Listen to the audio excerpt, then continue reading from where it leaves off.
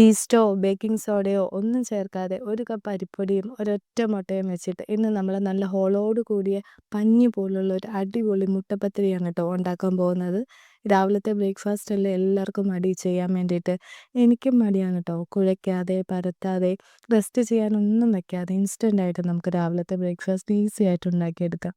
ആദ്യം തന്നെ വറുത്ത അരിപ്പൊടി എടുക്കണം. അതായത് ഇടിയപ്പത്തിനൊക്കെ വാങ്ങുന്ന നമ്മളെ വറുത്ത പൊടിയില്ലേ, അരിപ്പൊടി. അല്ലെങ്കിൽ പുട്ടുപൊടി വറുത്തതാണേലും മതി. അരിപ്പൊടി പൊടിച്ചിട്ട് അത് വറുത്തെടുത്താലും മതിയാവും. 1 കപ്പ് ബൗളിലോട്ട് ഇട്ട് കൊടുക്കുന്നുണ്ട്. അതിനുശേഷം ആ അരിപ്പൊടി എടുത്ത അതേ അളവിൽ വെള്ളം എടുത്തിട്ട് ചൂടാക്കി നമ്മൾ ചെറിയ ചൂടോട് കൂട്ടിയിട്ട് വേണം ഇതൊന്ന് കുഴച്ചെടുക്കാനായിട്ട്. ഒരുപാട് കുഴയേണ്ട ഒരു പരുവമുണ്ട്. നമ്മൾ കുറേശ്ശെയായിട്ട് അരിപ്പൊടിയിലോട്ട് ഇട്ട് കൊടുക്കുന്നുണ്ട്. എന്നിട്ട് നന്നായിട്ട് കുഴച്ച് കൊടുക്കുക. ചൂടുവെള്ളം തന്നെ ചേർക്കണം. പച്ചവെള്ളം ചേർത്താൽ നമുക്ക് അത്രയും മയം കിട്ടത്തില്ല കേട്ടോ. അപ്പോൾ ആദ്യം തന്നെ കുറേശ്ശെയായിട്ട് വെള്ളം ഒഴിച്ച് നമ്മൾ ചൂടുവെള്ളം ഒരുപാട് ചൂടുവെള്ളമില്ല, ചെറിയ ചൂടാണ്. ആ ചൂടുവെള്ളം നന്നായിട്ട് ഒഴിച്ചിട്ട് നന്നായിട്ട് ബൗളിലൊന്ന് മിക്സ് ചെയ്ത് കൊടുക്കുന്നുണ്ട്. ഒരുപാട് വെള്ളം പോലെ ആവണ്ട ഒരു പരുവത്തിന് എല്ലായിടവും നന്നായിട്ട് മിക്സ് ചെയ്ത് ഈ ഒരു പരുവത്തിൽ നമ്മൾ കുഴച്ചെടുക്കുക.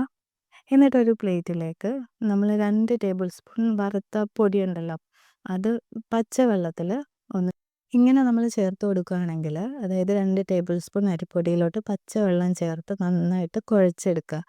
വെള്ളം പോലെ തന്നെ കുഴച്ചെടുക്കുക. ഇതാകുമ്പോൾ നമുക്ക് ഫ്രൈ പാനിലോട്ട് ദോശമാവ് ഒഴിക്കുമ്പോഴത്തേക്കും ഒട്ടിപ്പിടിക്കാതെ കിട്ടും. അതായത് ഒരു ഒട്ടിപ്പിടിക്കുന്ന ഒരു രീതി ഉണ്ടല്ലോ, അത് മാറ്റി നമുക്കിതൊഴിച്ച് ഇങ്ങനെ ഉണ്ടാക്കിയെടുക്കുമ്പോഴത്തേക്ക് നമുക്ക് നന്നായിട്ട് ഒട്ടിപ്പിടിക്കാതെ നല്ല സോഫ്റ്റായിട്ട് കിട്ടും. അത് നേരത്തെ ഉണ്ടാക്കി വെച്ച അരിപ്പൊടി നമ്മൾ കുറേശ്ശെയായിട്ട് പകുതിയായിട്ട് മിക്സിയുടെ ജാറിലോട്ട് ഇട്ട് കൊടുക്കുന്നത്. എല്ലാം കൂടി ഒരുമിച്ച് അരച്ചെടുക്കാൻ പറ്റത്തില്ല.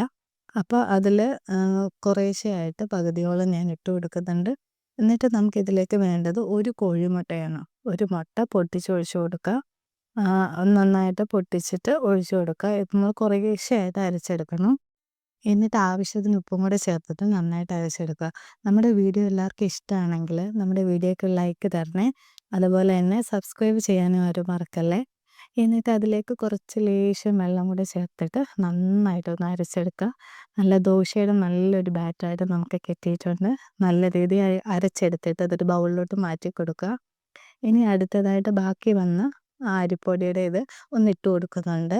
അത് ബാക്കി വന്ന 2 രീതിയിലായിട്ടാണ് ഇട്ട് കൊടുക്കുന്നത്. ഇതിലേക്ക് ബേക്കിംഗ് സോഡയോ തേങ്ങയോ ഒന്നും ചേർക്കാതെ നമുക്ക് ഇത്രയും സോഫ്റ്റായിട്ട് നല്ലൊരു അപ്പം കിട്ടും കേട്ടോ. അപ്പോൾ അത് നേരത്തെ മാറ്റി വെച്ചിരുന്ന അരിപ്പൊടി നേരത്തെ പച്ചവെള്ളത്തിൽ കലക്കി വെച്ചിട്ടുള്ള അതും കൂടെ ഒഴിച്ച് കൊടുക്കുന്നുണ്ട്. പിന്നെ ആവശ്യത്തിന് വെള്ളം കൂടെ ചേർത്തിട്ട് ബാക്കി വരുന്ന മിക്സറൂടെ നന്നായിട്ടിട്ട് അരച്ചെടുക്കുന്നുണ്ട്. അതായത് കുറേശ്ശെ ചേർത്താൽ മതി. ഒരുപാട് വെള്ളം കൂടിയാലും ആ ബാറ്റർ പോയി കിട്ടിയാലും നമുക്ക് അതിനൊരു പരുവമുണ്ട്. ആ ബാറ്ററിൻ്റെ പരുവത്തിൽ നമ്മൾ നല്ല രീതിയിൽ അരച്ച് കിട്ടിയിട്ടുണ്ട്. ഒരുപാട് കട്ടിയാണെങ്കിൽ 2 ടേബിൾ സ്പൂണോളം വെള്ളം ഒഴിച്ച് കൊടുക്കുക. അന്നേരം ഒരു പരുവത്തിന് നമുക്ക് കിട്ടും. ഈ ഒരു പരുവത്തിൽ നല്ല കട്ടിക്കാണ് വന്നേക്കുന്നത്. അപ്പം ഞാൻ മിക്സിയുടെ ജാറിൽ നിന്ന് കുറച്ച് വെള്ളം ഒഴിച്ചിട്ട് കലക്കി അത് ബാക്കി മിക്സറിലോട്ടൊന്ന് ഒഴിച്ച് കൊടുക്കുന്നുണ്ട്. അപ്പം നന്നായിട്ട് ഒരു പരുവത്തിൽ ദോശയുടെ ബാറ്റർ കിട്ടും. എന്നിട്ട് നമ്മൾ ഫ്രൈ പാനിലോട്ടൊന്ന് ഒഴിച്ച് കൊടുക്കുന്നുണ്ട്. നിങ്ങൾ നോക്കിക്കൊണ്ട് നല്ല ഹോളായിട്ട് നല്ല പഞ്ഞി പോലത്തെ ഒരു അപ്പമാണ് നമുക്ക് കിട്ടുന്നത്. വെന്ത് വരുമ്പോഴത്തേക്കും ആ ഹോള് വരുന്നത് നിങ്ങൾ ശ്രദ്ധിച്ചാൽ മതി. നല്ല രീതിയിൽ ഹോള് വരുന്നുണ്ട്. ഇത് നല്ല സോഫ്റ്റായിട്ട് നല്ല സോഫ്റ്റായിട്ട് ഇത്രയും പഞ്ഞി പോലുള്ളൊരപ്പം നമ്മളൊന്നും ചേർക്കുന്നില്ല. ഇൻസ്റ്റൻ്റായിട്ടാണ് ഉണ്ടാക്കിയെടുക്കുന്നത്. അപ്പോൾ എല്ലാവരും ഇതൊന്ന് ട്രൈ ചെയ്ത് നോക്കണേ. നല്ല ഹോള് വരുമ്പോഴേ നമുക്കതൊന്ന് തിരിച്ചിടുമ്പോൾ തന്നെ അറിയാം നല്ല ടേസ്റ്റും നല്ലൊരു സോഫ്റ്റായിട്ടുള്ളൊരപ്പമാണ് നമുക്ക് കിട്ടിയേക്കുന്നത്. ആ ഹോൾ അത്രയും കാണുമ്പോൾ തന്നെ നിങ്ങൾക്ക് മനസ്സിലാവുന്നുണ്ടല്ലോ.